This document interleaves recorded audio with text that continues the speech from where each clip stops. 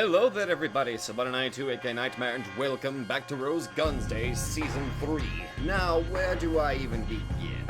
How do I summarize actually, the easiest way to summarize it is that, finally had the confrontation. Well, not really much of a confrontation, but, a meeting of the minds. Meiju, Rose, and, Gabriel all met.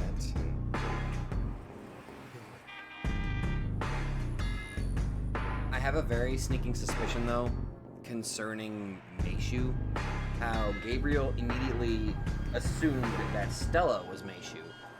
And I feel like that's probably going to be an incredibly important detail. I don't know. I have like this sick feeling that Gabriel might try to use Meishu possibly as a bargaining chip or something like that. Or he'll try to use Meishu to kind of get to Meiju.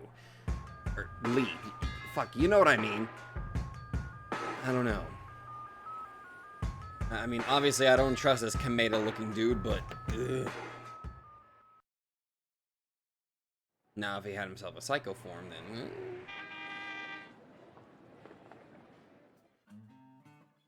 then...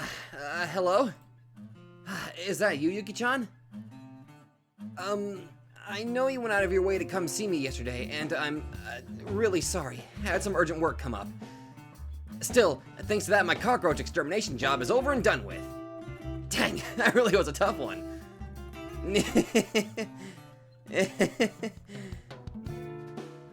Hello?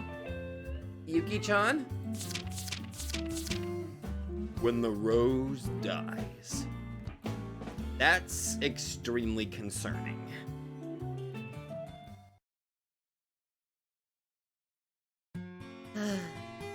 Sorry, I guess I really am an idiot. I should be the one apologizing. I just happened to miss you during a nervous period, so I've been feeling down. Yeah, bad timing, and we just missed each other. But thanks to that, my job's done. I'm sorry I was so useless just when you wanted to rely on me. So, you aren't at fault at all. It's all my fault. Oh, really? Then it's your fault, not mine. Apologize to me. Say you're sorry. Oh, I'm so sorry. I'm sorry. Harry's sorry. Santa help me. What? That's not funny at all. What the fuck? Meishu, realizing that she had been taking this too seriously all by herself, laughed as though her gloom had been dispelled. Alan laughed with her. Before long, she felt completely relieved. I really like this music that's playing whenever it involves these two.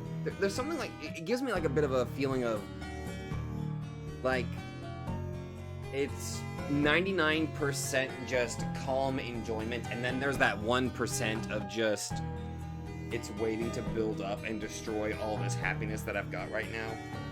You guys know what I mean? However, the depth of the ditch between them hadn't changed in the slightest. She had to test whether or not this was something they could overcome, come hand in hand. And it was possible that this might even lead to them breaking up. There it is. Still, let's talk it out. I don't want to lie anymore.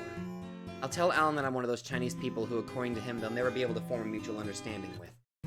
And then I'll tell him that I'm practically a member of the GDS, one of those mafias I said I hated so much. I'll show him my raw self, and if that doesn't work, I'll search for a new love. I've got no interest in love as a fake me clinging onto an illusion forever. Oh dear. Hey, Alan? I have a favor to ask of you. Sure thing! Your wish is my command. I'll do anything that'll make you happy, Yuki-chan. Well, I'd like to introduce you to my big brother. What? Your brother? You've saved up a lot of points, right? Wasn't your next wish going to come to play at my house? Well, of course! I want to go to your house! Then you'll have to meet my brother. The two of us live in the same house. If you can't get along well with him, then we won't be able to stay together. If you put it that way, I can't afford to lose. I'll have to try hard so he doesn't think I'm not good enough for you. I do believe you are not good enough for my sister, good boy. Listen, Keith!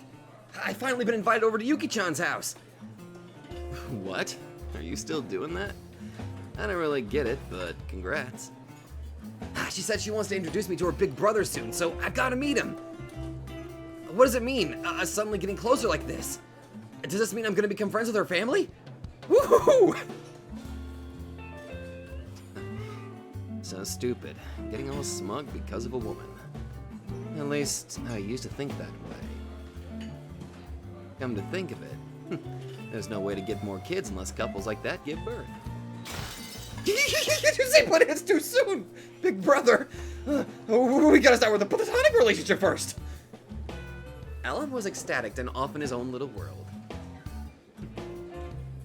It's cute as hell. The old Keith would have looked at this and mocked it slightly in his head. He had thought that being carefree and getting hooked on women was a fool's, and that real adults had to be stoic and cool-headed. However, it was thanks to this carefree man's brightness that he was able to return from that freezing Siberia alive. We're gonna get a glimpse of that. I kind of don't want to, but at the same time, my curiosity is pretty strong here. That stoic, lonely recruit who didn't try to earn anyone's favor would surely have been ostracized by his superiors, becoming malnourished or getting dysentery and dying. However, Alan's carefree attitude and cheeriness had won over his superiors, even earning some friends among the Soviet troops. Wasn't it Alan who had convinced the Russian medical officer to let me rest for a whole week after I passed out? Oh! Damn. From now on, whenever I meet a woman, I'll try thinking about whether I could fall in love with her or not. I think women are pretty pointless. But when I see you, I start feeling like I'm the idiot. Hey, girls are pretty nice. Love is power. Gives you the strength of a million. Got that right. Big brother, I'll protect Yuki-san for the rest of my life. Just messing around. Whee! Children are important. Family's important. Then love must be just as important. You should give it a try, Keith. Well, I never had anything to do with women. Hey, it's fun! Like starting a new life. Next time I meet a girl, I'll try looking at it that way.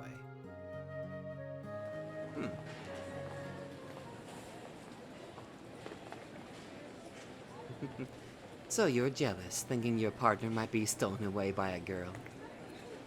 It's the opposite. No matter how much time he spends with women, I know there's a place reserved only for him and me. I get it. You're trying to look tough, when you're really just lonely, I'm not trying to look tough at all. Keith was pushing a baby stroller with a sleeping Yuji inside. Oh my god. It was hard to care for children and shop at the same time. Having to shop every day with a heavy child on your back would kill anyone's shoulders. True, one could shop alone if they used a baby stroller. However, there were some kidnappers who went after children. Not when they got a fucking sniper protecting them, good god. Besides those looking for profit, mothers who lost their children in the Great Disaster sometimes happened to make off with babies who resembled their own. Unable to leave their children home alone, mothers with young ones always suffered when they went shopping. So simply having another person there to help look after a child lightened the burden considerably. Keith was now practically a Yuji-only babysitter. That is so goddamn cute. Alan liked fighting, so being a bodyguard at a bar suited him perfectly, but Keith was different. He would play the part of the bodyguard when his... Oh my god, Richard with little Yuji, that's so cute. Ugh, damn it. Okay, get over it. Partner along was with him, but if there was any other work out there, he wasn't usually that interested in rough work. These days, he would go to the Maogi house almost every week and spend the day with Yuji and Stella. So nice. That's so nice. You're one of those, aren't you? You see people in love and think they're idiots who've lost their minds. Pretty much. Until a short while ago. Oh? And what about now? Well, if men and women don't fall in love, children will never be born. It's sort of a contradiction to love kids, but hate men and women in love. True, It's like saying you like chicks but hate chickens. I've sort of noticed this contradiction inside myself. I value children. I value harmonious families. Yet, I thought of the steps leading to that as being dirty somehow. I know how you feel. You might think your daughter is cute and want her to build a happy family, but then you suddenly start poking your nose in when she gets a boyfriend. Why does love seem so filthy to us? Ooh, that's a new expression. You know, the omiyai marriage interviews have been in the norm in Japan for a long time. The what? Parents on both sides carefully scrutinize the child and the other, and they make a proposal only after deciding that there are no issues. I see. So they wouldn't want their precious child marrying into some undesirable family based on blind love. I think parents like that have passed on a bad image of marriage based on love, which decides a life partner without the parents' say. Sort of a letdown for me. I thought I was totally cool since I didn't go crazy for girls. But actually, I was just acting like a good little kid following his parents' orders. Pretty pathetic, right? You've become an adult. So, when Yuji-kun grows up and falls in love with a girl of unknown origin, what'll you do, Stella-san? Is it really a problem? Let him find as much love as he can. For some reason, men treat love like it's so sacred. Love is a one-time sacred thing, like the stinger of a honeybee. As soon as it stabs something, you die too. Yeah, I know. I generally despise people who brag about how many people they've gone out with. Go ahead and despise them if they go out with someone else after signing the marriage papers. That's no good. But before that, I think you should find love with and go out with all sorts of people. Do men have some kind of supernatural power that lets them spot their fated person at a glance? Nope, nothing like that. The same goes for women. Of course, they have no supernatural power that lets them spot the person they're fated to be with after meeting them and having a brief conversation. So, you should fall in love with different kinds of people, searching for the one you're fated to be with? And while you're learning to do that, you learn how to deal with the opposite sex, and you start to see what you'd like out of your own fated person. You start to learn your own height and spot people who match it. And every now and then you start thinking, maybe this person's not so bad. Sort of like that card game, concentration. You flip several face-down cards over, looking for the card you want. After all, people are surprisingly bad at spotting their fated person. Even I once thought a tall, handsome, rich man who could tell a good joke could be my prince. If a guy like that actually existed, he'd have married that some lady long ago. Exactly. I actually did try going out with someone like that. But it felt wrong somehow. And now, after taking care of Yuji all this time, I finally understand. You mean you figured out what your type is? Yeah. I need someone who treasures family. And it's got to be someone who likes kids. Oh! Too bad. I'm short, not handsome, I suck at jokes, and I'm poor and stingy. I've never gone out with someone like that before, so I'm sort of interested. Whoa! Whoa! Whoa! Oh my! Please, none of that. Come on, I'm a kid. People get the wrong idea. Well, we're together all the time, so some people have already gotten that wrong idea. Stella and a young man are playing with Yuji. Who could that be? Yuji is the precious child she raised at the Consigliere. If she's letting him play with a child like that, they must be pretty close. Holy shit! Well, I'm a member of battalion. You could just say I'm your bodyguard. It'd just be a pain to try and explain it away like that. I told everyone you were my new boyfriend.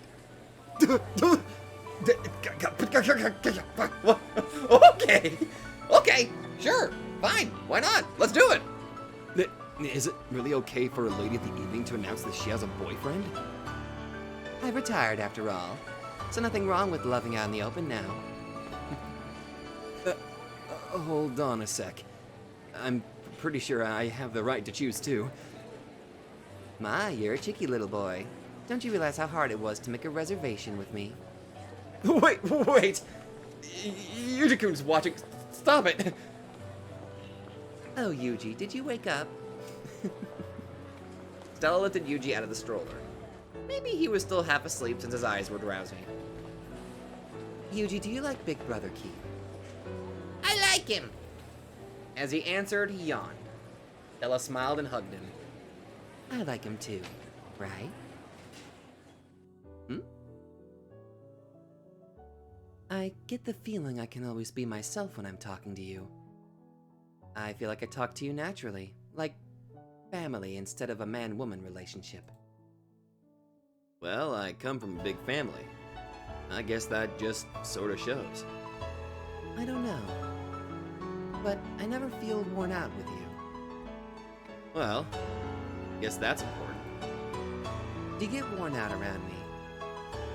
Well, I sometimes get tired when Yuji-kun's energetic and forces me to keep up. Don't dodge the issue. Are you mocking me? Not at all. I'm just enjoying this feeling. Aww. Is this what Alan meant when he talked about feeling as though you were starting a new life? Keith didn't know, but he hadn't felt this tingly since the first time he'd been offered a smoke. What the heck's that supposed to mean? You mean like being offered a chance to do something secret and bad? I don't really get it myself. I'm not a veteran in love like you, Stella-san. You know, you aren't supposed to call people san when you're among family. I won't ask you to do it in public, but please stop when we're alone, okay? Well, it's true I really don't like calling people san. But you're a big-time Primavera exec, Stella-san.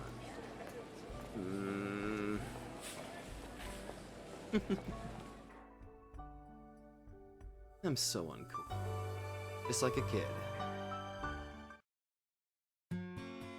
Well, guess I'll do my best to be a bit more open and honest. After all, it ticks me off when people treat me like a little boy. You are a stubborn little boy. Just my type. If you want, would you like to come have a drink in my room tonight? Just the two of us? Whoa. I've never received an invitation like that before. Truth is, I can't really hold my liquor. Boy, do I have a story to share about the first time I tried drinking alcohol and then I never touched it ever again. Actually, I think only people in my Discord server know about this one. I hate drinking too. Glad to see our tastes match. Oh, that's surprising. You worked in Primavera, but you still can't drink? Yep. Very good boy. You get a gold star. Shit. I never expected this, but, I mean, they did bounce off each other quite well, so this is interesting. If neither of us can drink, then... Can you think of anything else we can do together besides drinking? Stella grabbed Keith's arm and smiled roguishly. However, her face didn't look like a lady of the evening, but more like a childhood friend who lived in his neighborhood for years. My big brother senses are tingling. What the hell is going on? Whoa, who the fuck is you? That's a new guy, he's blonde! That's a new guy, his hair's brown! There's the other guy again! Since the day Gabriel had taken command, Butler had been like a pet dog with a chain about his neck. He was under constant surveillance and nearly all of his authority had been stripped. He was supposedly Gabriel's second in command, but he was treated practically like Gabriel's pet dog, Phil. However, there was nothing Butler could do. Gabriel was a superior officer and even had proof of Butler's wrongdoings. Butler had evidence too, so he couldn't be touched any more than this, but Gabriel also had no need to release him. He was literally being kept as a pet for life. Of course, Butler had no intention of being doted upon and taking it easy. He groped about for ways to secretly contact members of his faction within HQ and somehow break out of his current situation.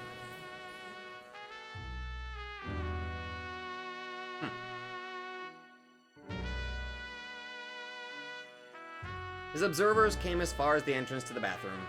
However, they obviously refrained from coming in with Butler. At the time, Butler was under constant guard and forbidden from contacting anyone on the outside, to say nothing of Primavera. Butler knocked on the furthest stall back and got a knock in return telling him it was occupied. There were plenty of other stalls open, but Butler specifically chose the one next door. Then something small was thrown over the partition between his stall and the next one over. It was a small, rolled-up memo. In exchange, Butler threw over a crumpled-up, high-value bill. When the man in the next stall took it, he coughed as though expressing his gratitude. He unrolled the memo. On it was information packed together with small letters. Of course, it was information about Gabriel. The bastard. How long does he think he can keep me pinned down as a pet? In it was a record of Gabriel's history and upbringing. Even now, Butler couldn't understand Gabriel's thoughts and personality. Only when he discovered that would he be able to build a plan to win him over, threaten him, or take him down. Understanding Gabriel.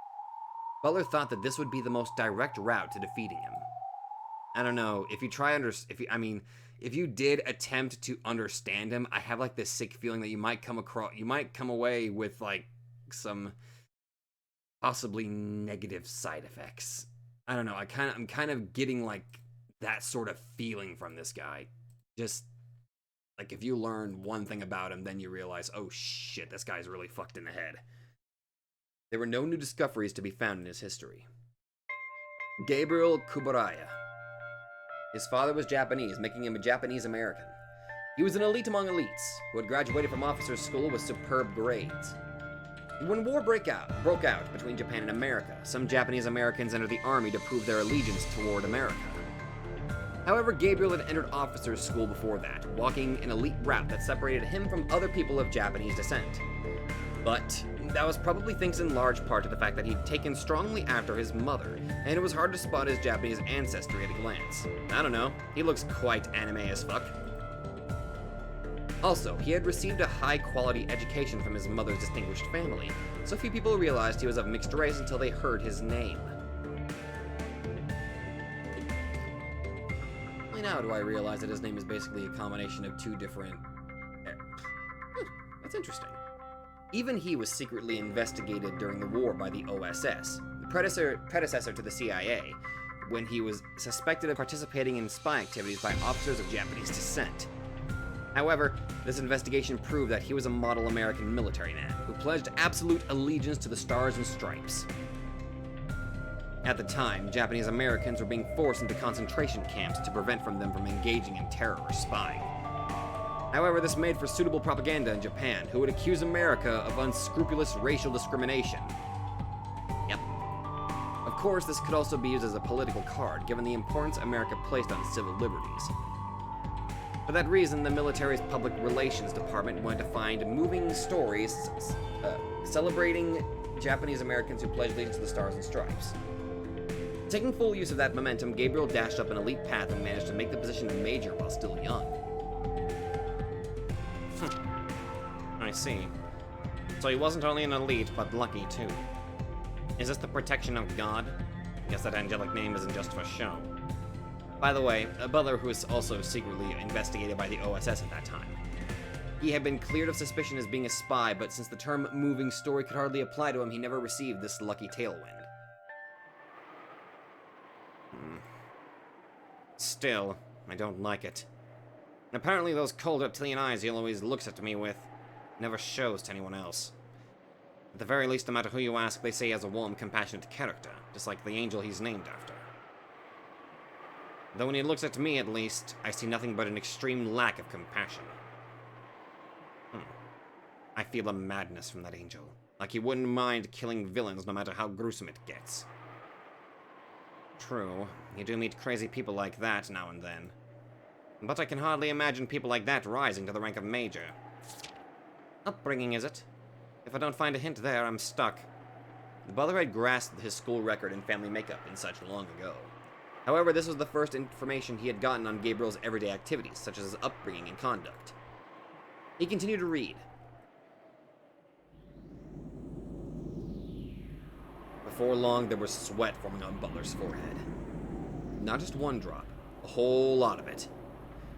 Though his lips still had Butler's usual bold smile, his expression was stiff. I'm impressed you managed to research this much. Now, I understand how the Major thinks. His tense fingers crumpled the corners of the memo. They were wet with sweat. A warm, compassionate person fitting for the name of an angel? The hell he is. You're one bastard of a Tanuki. Ah, disguise. You see, I want to stain these hands red with Mafia blood. After all of my accomplishments and efforts until this day have been for the sole purpose of achieving that goal. Ah, come on. That's a spicy joke for such a pretty face. It most certainly is not a joke. I may use my authority in any methods that I please to destroy criminal organizations. Do you realize how hard I've worked to get a chance to hear those words? Whoa. Jesus. I don't know what the correct terminology is. Sociopath, psychopath, fuck, I don't know. But he's clearly extremely intelligent that he was able to build up such a positive image of himself when in reality he's had nothing but this pure, vile darkness within him. From the very, very beginning. He said it all himself, didn't he? So then, his goal is... That's not funny at all. Gotcha. Butler tried to take a fountain pen from his pocket. However, his fingertips were shaking this way, so he had to struggle even to hold the pen.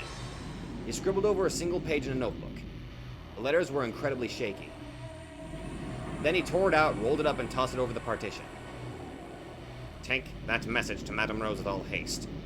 This is urgent. Yes, sir. There was the sound of running water, and the man dashed out of the bathroom. If Butler left too, the MPs waiting outside might get suspicious, so Butler left the stall a short while later. As he washed his hands, he looked at his face in the mirror. His face was weary and covered with beads of sweat. Again, expressions that I was not... Yeah. Butler was aware that he was a villain. Before this day, he had made contact with several people who had similar plots out of self-interest, so he knew that there were all kinds of villains. There were greedy villains who were honest with themselves. There were hypocritical villains who wouldn't acknowledge that they were villains. There were proud villains who just wanted to satisfy their vanity. There were also business-like, emotionless villains who viewed bribery and corruption as just part of the job. There were all kinds. Most fit into those few categories. Each one could be won over in different ways, and there was no villain you couldn't find a compromise with. However, this Major was different from all of those. Worst, I'll end up going down too. Damn it. For the first time, another person made Butler shudder in fear. This man, who never hesitated when dealing with the most violent mafias, shuddered. He washed his face, dried it, and finally left the bathroom.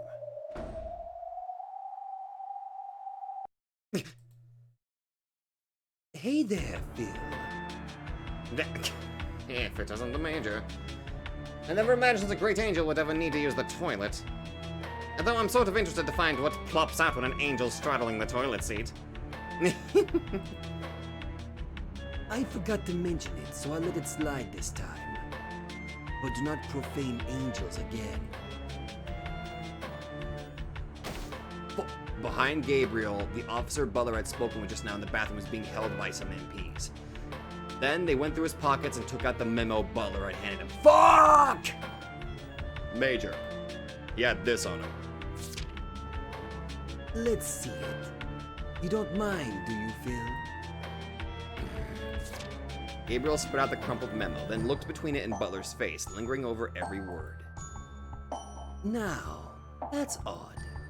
How could parts of my plan that I never told you leak out? You really are insane. I know we're villains. I've done all sorts of bad things for my own sake. You are a villain, after all. But you know what? Even among villains, there are things you can do and things you must not do.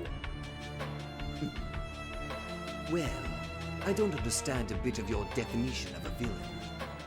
But the villains I know are like literal satans, without a drop of mercy. Butler couldn't bring himself to say anything more. Since he'd already come to understand part of Gabriel's madness, he couldn't say anything more. Gabriel signaled with his chin, and his aides pinned Butler's hand behind his back. His legs were kicked out from under him from behind, and he was brought down to his knees. God, stop it!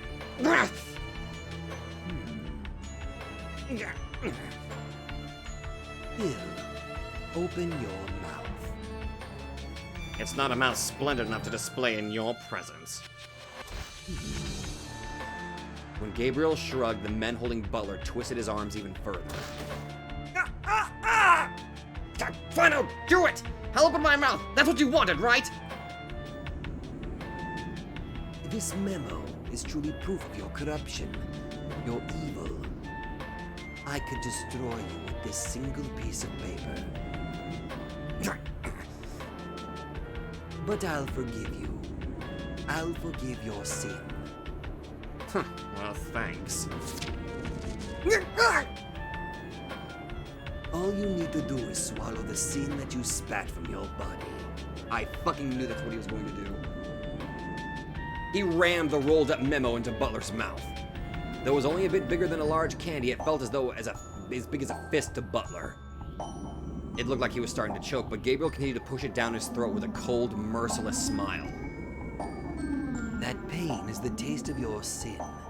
Wrap your tongue around it and get a good taste. Come on. Swallow it. If you spit it out, we'll keep doing this until you stop. Butler suffered from an intense desire to vomit, and there were even tears in his eyes. But he finally did swallow it. However, unable to bear the sensation of a foreign body in his stomach, he started choking several times. Very good. That fucking face! Now the evidence of your evil deeds has disappeared. You've been forgiven one sin.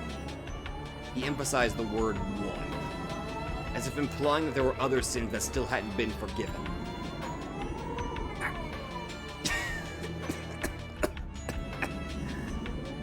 What would you like to swallow me? What would you like me to swallow next? I believe I ordered you to cease all farces between the two of us. I believed I warned you that you would be punished if you broke that rule. Go to hell, you bastard. What did he just say in Japanese? He was insulting you, Major. I'll forgive that outburst. However, from now on, you are forbidden from speaking anything but English while in my presence. With a strength you wouldn't have guessed lay within those thin arms, Gabriel dragged Butler to his feet. Then he pushed him away, and Butler flew through the door to the bathroom and landed on his butt. This place will be closed for cleaning for a while. Yes, sir.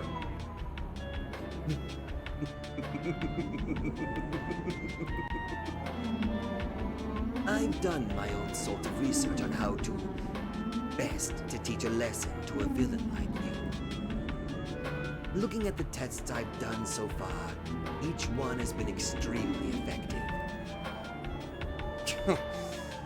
So I didn't mind as long as I used English, right? Go to hell, bastard. Jesus!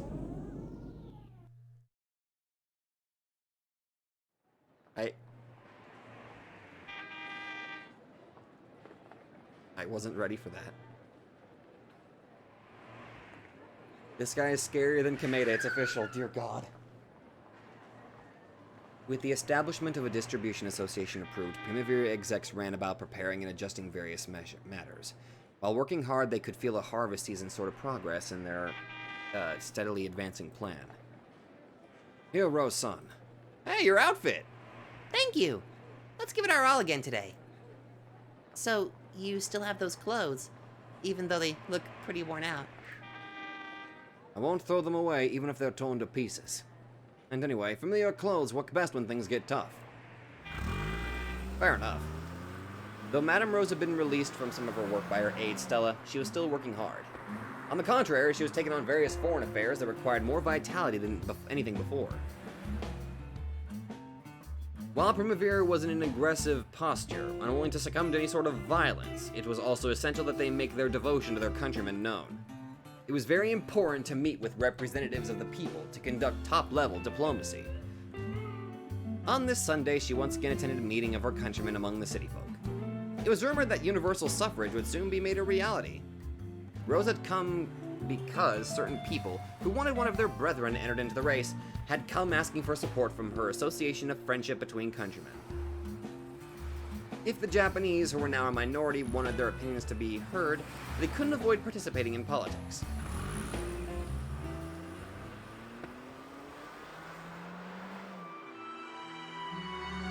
In 1946, during the first period of Reconstruction after the war and disaster, the first election of universal suffrage had been held, with equal suffrage for men and women.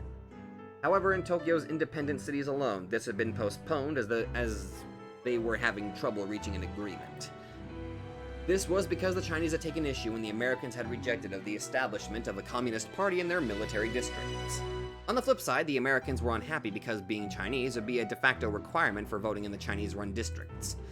Neither side was willing to compromise, so the whole matter of establishing elections in Tokyo's independent cities had been shelved. However, America, which professed to be the leader of the democracy camp, indicated its desire for an early resolution to this problem. They wanted to start universal elections, even if it meant compromising with the Chinese, as they wanted to show that the democracy camp had no intention of forming colonies. Due to the effects of the war at that time, colonial powers all over the world were weakening. Wars of independence were breaking out in colonies all over Asia. That southern country Leo Shishigame had crossed the seas to return to was one such nation. The most vital issue to large countries was whether these smaller nations would join the East or the West once they gained their independence. In part of that reason, they wanted to prove to these smaller nations that joining the democracy camp would result in them being granted various privileges without facing recolonization. That had been the reason behind the incredible reconstruction brought about by America and China after the Great Disaster. Come to think of it, the Japanese islands were basically a working model of both camps at the time.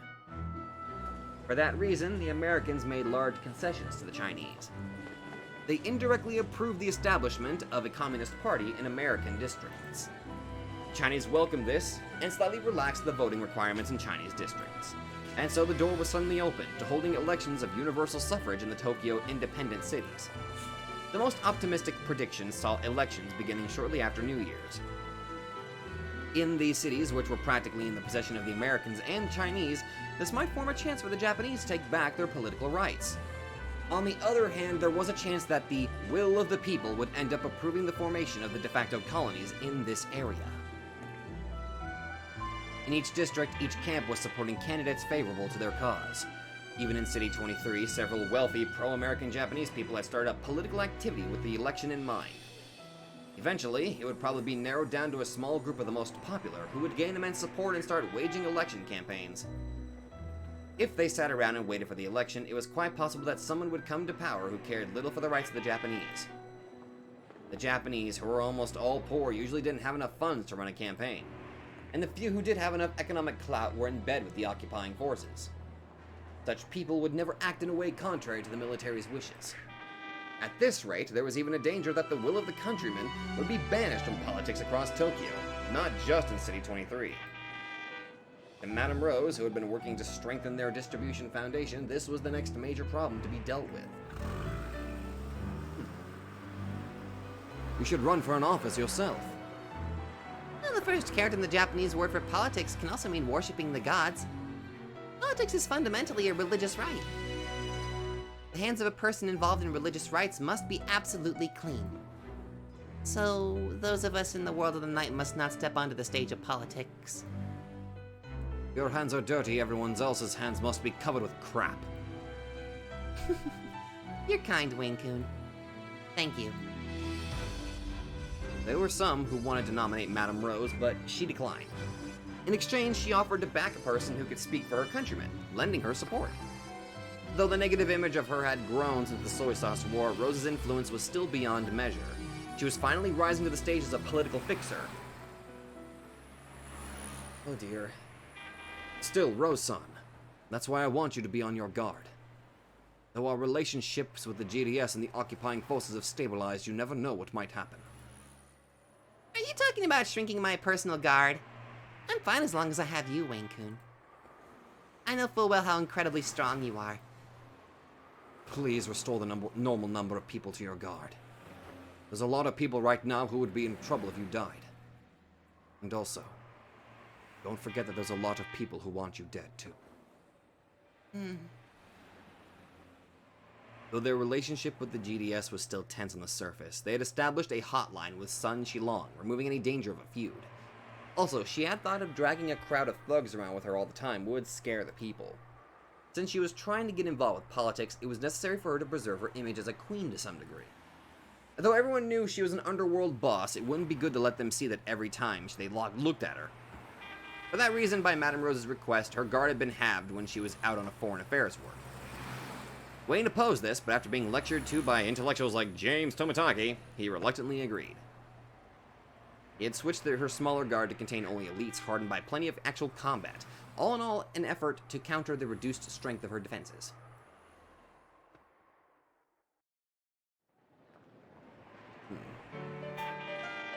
Happy music? Rum-ta-ta! I have no idea what the hell that is. As Alan strolled by with a strange happy step, passerby smiled wryly at his cheeriness. There was a bouquet of red roses in his hand. Why, he thought he needed this on the day he was going to meet his girlfriend's brother as a mystery, but he'd been so happy he bought it on impulse. It seemed Alan thought that this would become a day to be remembered, the day his girlfriend's brother acknowledged their relationship. That easygoing side of him was probably the greatest source of his charm. Surely that incomprehensible bouquet would boost his charm even further. And happy music's gone. What have you been doing, brother? I told you today's an important day. Today of all days, I wanted to show up on time. What are you doing? The Japanese are super strict about time. If he hates the Chinese for being loose about time because of you, I'll hate you forever. As Meishu dashed about getting her makeup ready, she yelled at her brother who hadn't prepared to leave at all. Meishu responded by saying his mind was fully prepared, but his words apparently went unnoticed as Meishu struggled with her eyeliner. If he's the sort of man that would bring you sorrow, I will extract an eye from him on the spot. That is how brothers usually are, because that's kind of how I am if somebody tries to hurt my siblings. Sorry. No wonder I feel so connected with Meishu at this point. Good God. And if he is not suitable for my little sister, I will extract a nose from him on the spot. And if you don't dress up in a way that's suitable for my big brother, I'll turn a certain iguana into mincemeat on the spot. Don't touch my child. Oh my God, yes, I love it. I love this way too much. Aren't you supposed to clean up a little before bringing a man over? Oh, are you only saying this now? Or were you so engrossed with other things last night that you didn't notice? Nope, just didn't say it out of politeness. And what about you? What are you thinking bringing luggage like that when you're going to visit a woman's home? I've got an appointment with a gunsmith to adjust it this evening. I want to tweak the stock a bit more. At first, she had started hoping he knew how to play the guitar, before receiving a shock when she saw what was inside. Anyway, can't bring Yuji-kun into a moldy room like this. No helping it. For Yuji-kun's sake, I'll get it all cleaned up. What a reliable papa. Okay, your sunny side up eggs are ready. Plenty of people have tried to sweet talk me by asking to taste my home cooking, but I've never let them. You ought to be grateful. Damn! Isn't this plate the one that was inside that rotting water bucket earlier? That fucking no shit's given look expression. How rude! I washed it carefully. I hardly ever do that. Maybe I should drop by here every now and then. I'm starting to feel sort of obligated. While helping out caring for his many younger brothers and sisters, Keith had also lent a hand with housework. He wasn't quite a housewife class, but he was certainly more capable than Stella. Stella once had a nighttime job, so she usually slept during the day and left caring for Yuji to Richard. However, now that she had quit work as a lady of the evening, she couldn't push that job on Richard all the time. It was necessary for her to change her tragic situation so that Yuji could come to Stella's house too. It's about time to go to Brother's house. I've got to pick up Yuji. Hey, then let's take Yuji-kun for a walk and go shopping at the same time. Wonderful. Just like family. What'll we buy? What would you like for dinner tonight? First, let's buy detergent, bleach, and cleaning tools. Essentials. The two of them went to Richard's house, picked up Yuji, and put him in the stroller. On the way to the shopping district, there was the park they always played with him at. When he realized they were close to it, he started making a fuss about wanting to play. I told you no. We're going shopping. Wanna play? Wanna play? God damn it! Wanna play? Huh. He'll get tired once he's worn out with playing. Why don't we let him have fun till then? Did you hear that? Okay, you can play for just a bit. So fucking cute. This is like the weirdest like coupling or yeah, just fucking it's like fucking couple at this point. I never would have expected this. But it's like it's something that I should have seen coming with how well like their personalities seemed to mesh together when they were talking together earlier. It's just like oh my god. Ugh. To Yuji, it would just be boring to get stuck shopping with adults on such a pleasant day. However, these two are probably thinking the same thing. Don't worry about the shopping. We can do that anytime. Yeah. But to Yuji, this day is irreplaceable.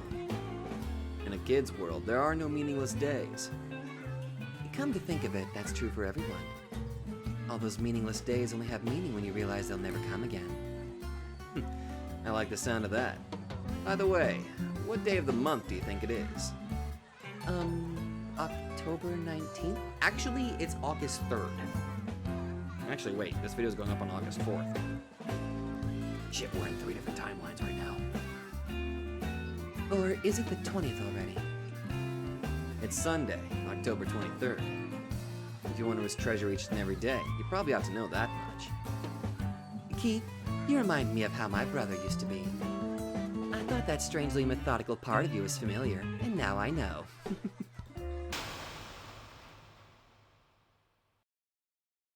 Music stop. It's concerning. Sunday, October 23rd, 1949. Weather, clear. 23.3 degrees Celsius high. 17.2 degrees Celsius low. The record states that it was a day reminiscent of the summer that had gone, with sweaty weather and a beautiful autumn sky.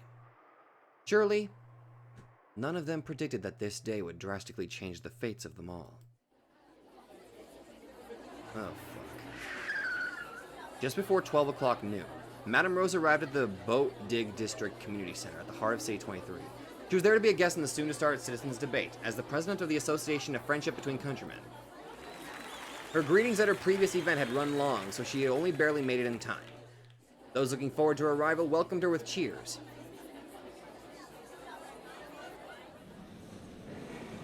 I'm getting really concerned. Today's event was being called a debate, but for all practical purposes, it was an election platform, with the supposed elections early next year in mind. Many of the common city folk gathered, and the meeting hall was wrapped in excitement. Also, just in case the unexpected happened, American police have been set out and were performing careful body checks on visitors. Of course, Wayne the bodyguards had taken precautions against this body check beforehand. Madame Rose was greeting the people running the event in front of the guest waiting room. Oh, Madame Rose, welcome. Please, let me introduce you all to her. This is Madame Rose Hayabara, president of the Association of Friendship Between Countrymen. I apologize for my lateness. I'm Rose Hayabara. It's an honor to meet you all. I wish you the best of luck today. Oh, that's our line! The crowd all rushed forward, each trying to shake Rose's hand first. In City 23 right now, no one stood to gain anything for openly disliking Madame Rose. During this time, Wayne gave orders to her guards as the leader of her security. The stage is smaller than I expected. Let's lower the number of guards next to the stage by 1. Put 1 more guard at the rear of the hall. Yes, boss. We have no info regarding threatening moves by the GDS, but make sure you don't let your guards down. And if the worst happens, let the police handle it if it's just a scuffle. Do not draw your guns unless absolutely necessary. That'll damage Madame Rose's image. Yes, boss! The guards were all experienced veterans back from the front lines. They were all the sorts of people Wayne once had a complex towards. However, there was no sign of that in Wayne now, and with his aura, none of them would doubt that he was their leader. And the development of Wayne has been utterly fantastic. And I'm only feeling exceptionally more scared right now. Guards need to be intimidating just to look at. Those imposing suited veterans could talk some sense into less motivated assassins just by standing there. Wayne, on the other hand, was dressed in completely unimposing clothes. He blended in with the people as a general audience member so he could get a better handle of the whole situation. Showy wolves laid out like guard dogs, and a hidden wolf prepared to ambush the enemy. It really was like a pack of wolves. Sensing a disturbance, Wayne quickly turned around, but there was no longer anyone to be seen. Shit. The police officer who had hidden looked around, then disappeared down a staff passage. Then he entered an empty office and quickly picked up the phone. He could hear a thunderous applause off in the distance. Apparently the citizens' debate had begun. This is the hall. R arrived on schedule. There are 8 guards, minimally armed. Our squad has completed its objective. There are 8 guards. There is also 8 American police officers inside and outside. Not bad. What about the other squads? M Squad's on Small Rock Street, in the process of achieving its objective near the 28th call.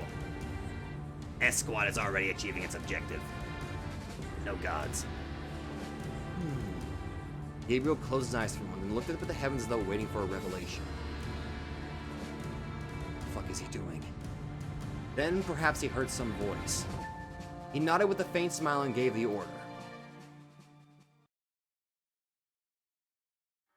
Initiate Operation Great Justice.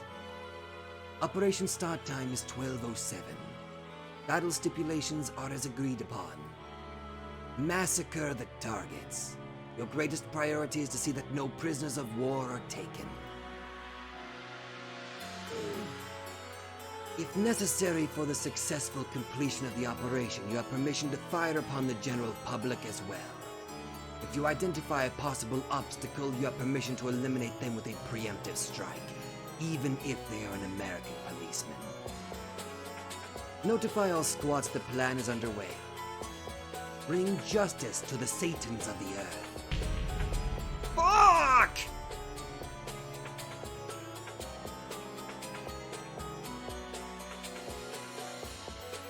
And you fucking end it there. You fucking end it there. You mu-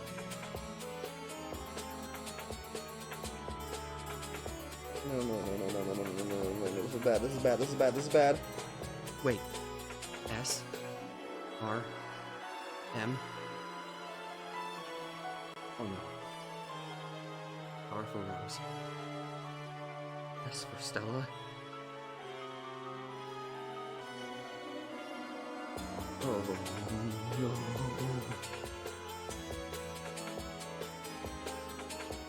He's gonna try to take them all out in one fell swoop.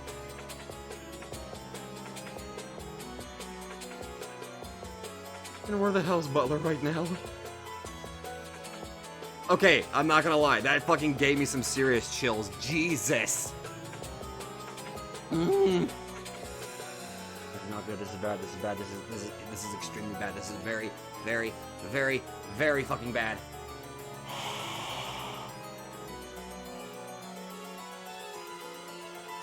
Oh, I don't want to wait till next week.